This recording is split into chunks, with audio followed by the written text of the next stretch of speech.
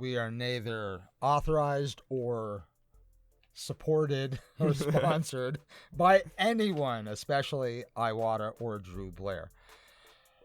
We are upgrading our custom Micron SB to the Dru Blair soft spring and low riding trigger to reduce fatigue. We've purchased this tool off of Dru Blair's schoolofrealism.com. It's a multi-purpose tool. Not only removes our guide, as you see, that we just took off right there, but it also takes off the nozzle. Here's the soft spring.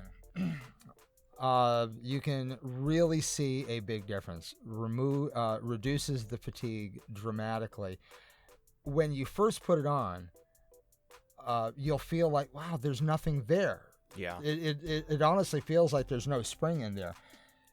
The minute control that you will get, your finger will greatly appreciate it. Oh yeah.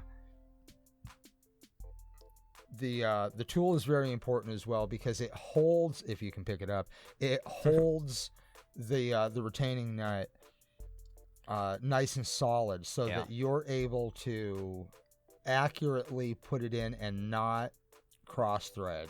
Or end up pinching it and creating burrs, like if you were using a tweezer or something That's like right. that. That's a big thing. It is brass. It's very soft. Yeah. You can see it's barely moving. I really should have shown a little bit more, you know, how little before and moves. after. Yeah. The replacing the trigger is very simple,